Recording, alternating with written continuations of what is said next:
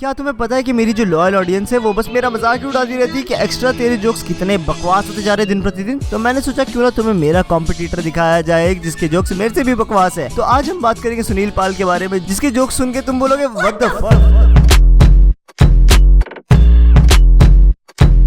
पुराने जोक्स पुराने भी पुराना दिखावा, स्टेज पे आके बस पूरा दिन ईगो महकावा, झूठी तारीफों से तो यार बिल्कुल बहकावा, नॉट अ शेफ पर तेरा सेक्टर टोटल पकावा, मेन स्ट्रीम कॉमेडी से तो साइड में रखावा, सोनपुर मेला को कोशेला घोषित करे, सिर्फ गाय भैंस आके तुझे तेरे शो पे चीयर करे, कर का ट्रॉफी लेके तू तो आज भी फ्लेक्स करे, दूसरों की जैसे पहले खुद की ही चेक करे, शक शक शक खुद की डिक को तो सक कर, जोक्स तो होते नहीं कॉमेडी को तो फक करे, ऑडियंस तेरे जोक्स को सुनकर पूरा दिन यक करे, ट्राने भी फायर पर पंच लाइन डेड एकदम ठंडी, न्यू कॉमेडी की दुनिया में तो लगे सीधी रन कर जाती है।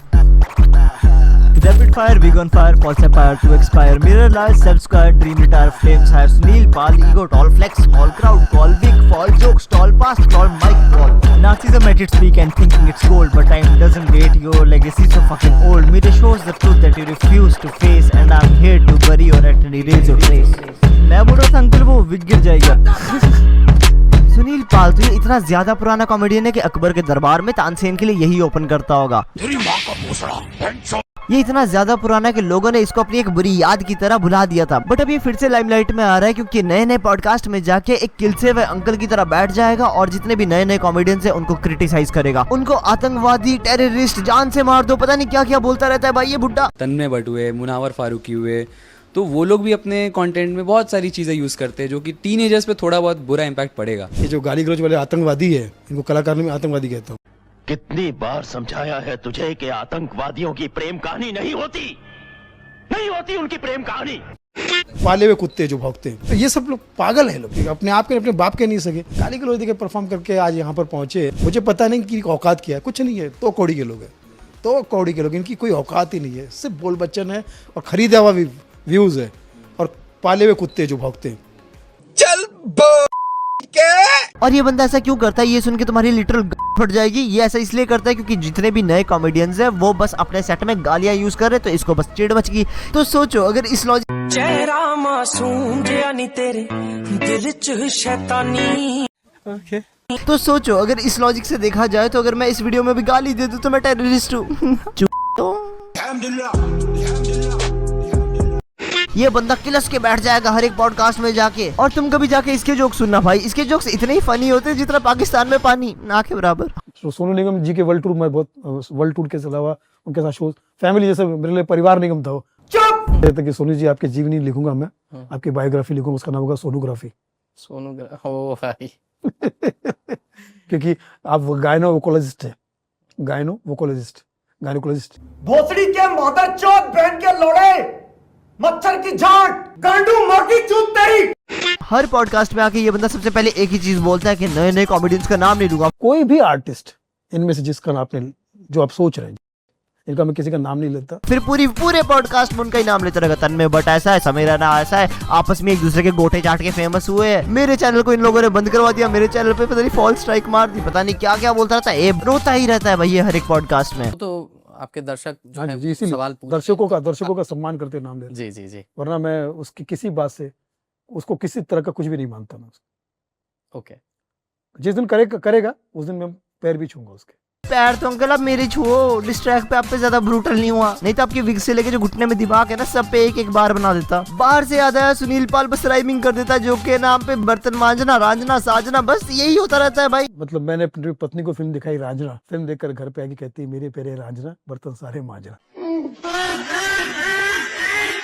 मानता हूँ अंकल आपका हिंदी के पेपर में राइमिंग में अच्छे नंबर आ गए होंगे, तो क्या उसी को जिंदगी भर फ्लेक्स मारोगे क्या?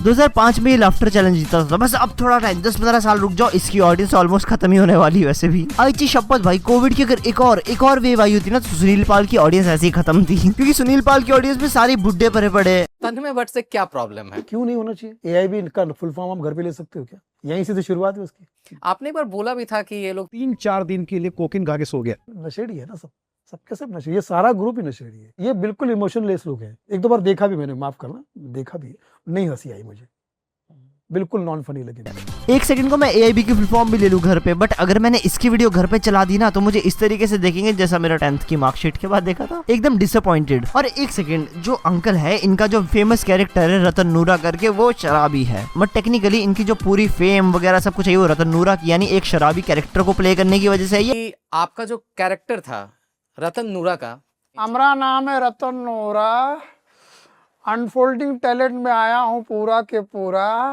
अब हमारा जीवन बन गया काशी और मथुरा, इससे पहले शक्ल से था छूरा और जीवन था धतूरा। और ये दूसरों पे इल्जाम लगा रहे। वाह। पर अब तुम बोलोगे एक्स्ट्रा, वो तो सिर्फ एक कैरेक्टर प्ले कर रहा था ना, तो हाँ पहले ये वाली वीडियो देखो। अब जैसे मनोज बाजपेयी ने गालियाँ दी थी, मनोज बाजपेयी बोलता गाली देना कोई बुरी बात नहीं है, तो मैं मनोज बाजपेयी को मिलते ही छूट गालियाँ दे दूँ 50, और मनोज कैसे और 50-60 गालियाँ दे दूँ, यार तू तो ऐसा है, तू तो ऐसा है, 2-4 गालियाँ दे दो, ये कर दूँ, ठीक है।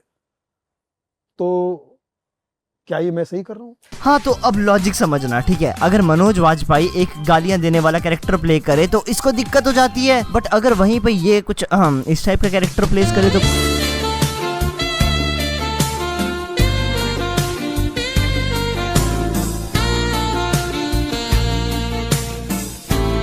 मुंबई में मेरा एक कमरा है जहाँ मैं और मेरी पार्टनर रहते हैं, कोई दिक्कत नहीं, तब ठीक है। तब इसका कैरेक्टर अगर कोई और कैरेक्टर प्ले करे तो वो कैरेक्टर लेस। तोड़ता कुत्ता टॉमी, साडा कुत्ता कुत्ता। और हाँ, शायद ये इस टाइप की एक्टिंग करके समाज के बच्चों को बायोलॉजी का चैप्टर सिखाने की कोशिश कर रहे होंगे ना। और फिर जब यही सेम क्वेश्चन इस पॉडकास्ट वाले आदमी ने पूछा, भाई मैं इसकी शक्ल पे साफ साफ दिख रहा था कि ये भी सोच रहा है ये बुड्ढा क्या बोल रहा है। हाँ, तो इस बंदे ने जब सेम टू सेम यही क्वेश्चन पूछा था कि वो तो सिर्फ एक किरदार, एक कैरेक्टर प्ले कर रहे, तो इसका जवाब देखो।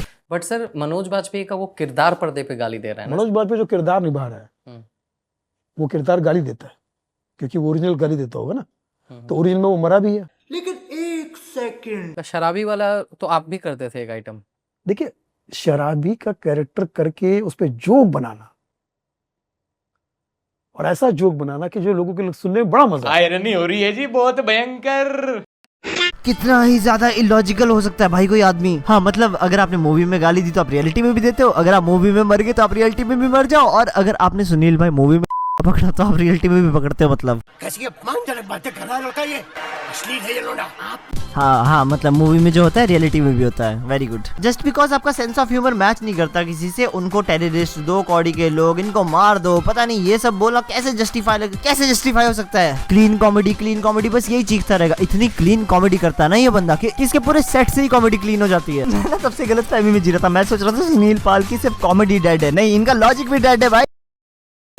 तो तुम्हें अभी तक देख के समझ आ ही गया होगा कि शादी में जो फूफा नहीं होता, जो फालतू की बात पे किलसा वही होता है, बस सुनील पाल वही कैरेक्टर है कॉमेडी सीन में। और बाकी कॉमेडियंस अपने सेट में गालियां देते हैं, इस चीज से परेशान होके इसने पूरी एक लेजिट मूवी बना दी जिसका नाम है गाली गलोच। भाई मैंने मुझे ये भी देखनी पड़ी इस वीडियो के चक्कर में, और कसम से इतनी बकवास मूवी ना, आदि पुरुष, बागी 4 सबके लिए इज्जत बढ़ जाएगी ना। लिपसिंग तक भी मैच नहीं हो रही। मैंने सोचा मैं अपना टाइम क्यों ही वेस्ट करूं इतनी बकवास मूवी देखते हुए, तो मैंने ये 1.5 घंटे की मूवी एक मूवी रिव्यूअर को ही बेच दी, जो कि मुझे रिव्यू करके दे देता कि मुझे ये टट्टी चीज ना देखनी पड़े। तो वेलकम बीके टॉक्स भैया, बताओ ये कैसी मूवी है?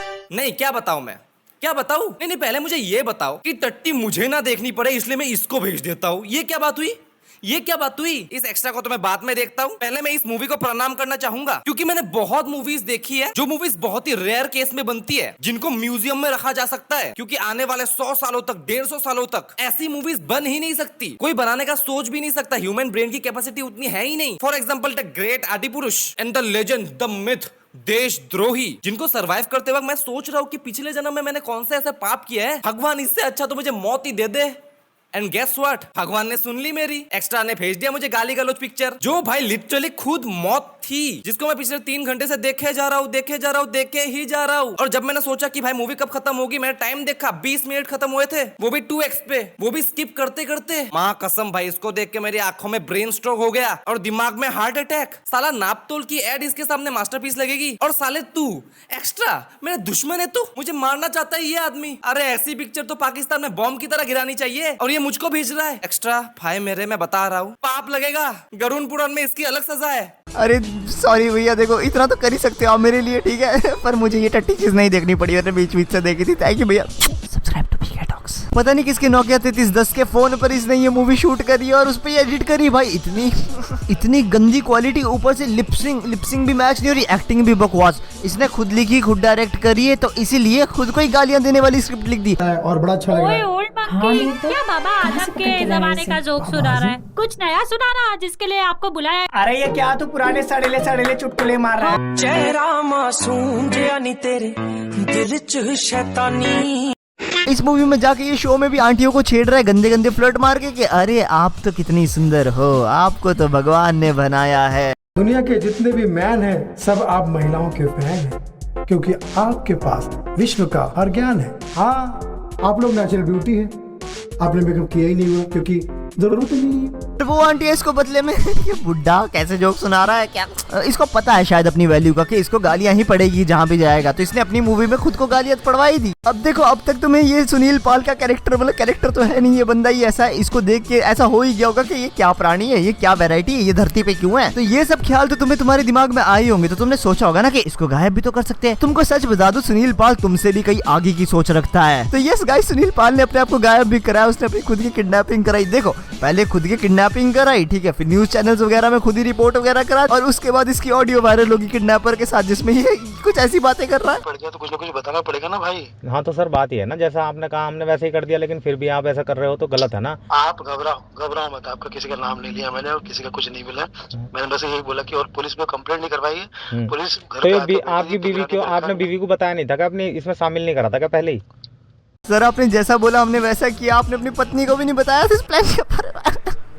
भाई इतने ज्यादा रेलेवेंट रहने के लिए तो अजाज खान, राखी सावंत, दीपक कलाल भी नहीं तड़पते जितना सुनील पाल तड़प रहा है। भाई अपनी ही किडनैपिंग खुद करवा दी फिर उसको छुपा के भी नहीं रख पाया। हे भगवान। पता है सुनील पाल का करियर भी एक टाइम पे उसके बालों की तरह घना घना था, पर बालों के डाउनफॉल के साथ सुनील पाल का भी डाउनफॉल आ गया। हिंदी में कोट है कि समय के साथ पवित्र रिश्ता रखना, समय के साथ परिवर्तन जरूरी है, जो कि हमारे सुनील भाई ने नहीं किया, जिसकी वजह से आज इतना बड़ा जनरेशन गैप आ गया कि उनको उनकी गलती दिखाई भी नहीं देगी, क्योंकि उनकी गलती उनको कभी दिखाई नहीं देगी क्योंकि उन्होंने समय के बदलाव को एक्सेप्ट ही नहीं किया और वो समय के साथ बदले भी नहीं, नई ऑडियंस के साथ भी नहीं ढले, तो जिसकी वजह से इतना बड़ा जनरेशन गैप आ गया और उनको अब कोई पसंद नहीं करता, और उनके जितने भी जोक्स है सारे कॉर्नी से साउंड करते हैं। और भले चाहे उन्होंने अपने टाइम में बहुत कुछ उखाड़ा हो, पर अब उनकी इंटरनेट पे जो इमेज है वो बस एक खूसट बुड्ढे की तरह है, जिसको सबसे दिक्कत है। तो मोरल ऑफ द स्टोरी यही है कि समय के साथ परिवर्तन बहुत ज्यादा जरूरी है। अगर तुम नहीं बदले तो तुम जितने मर्जी ऊंचे मुकाम पर हो, तुम नीचे टपक ही जाते हो। So you either die a hero और live long enough to see yourself become a villain, जो कि सुनील पाल के साथ भी हो रहा है। तो आई होप तुम्हें वीडियो देख के मजा आया होगा, और अब तुम्हें शायद मेरे जोक्स भी बहुत अच्छे लगेंगे, क्योंकि मैंने तुमको सुनील पाल से मिलाया ही इसलिए ताकि तुम लोगों को मेरे जोक्स थोड़े अच्छा लगेगा। तो मेरी तारीफ करो, तो जाके मुझे इंस्टाग्राम पे फॉलो कर देना, डिस्कॉर्ड ज्वाइन कर लेना। तब तक के लिए अगली वीडियो का वेट कर लेना, पुरानी वीडियो देख लेना। Bye bye. एक हाथी चींटी वाला जोक सुनोगे?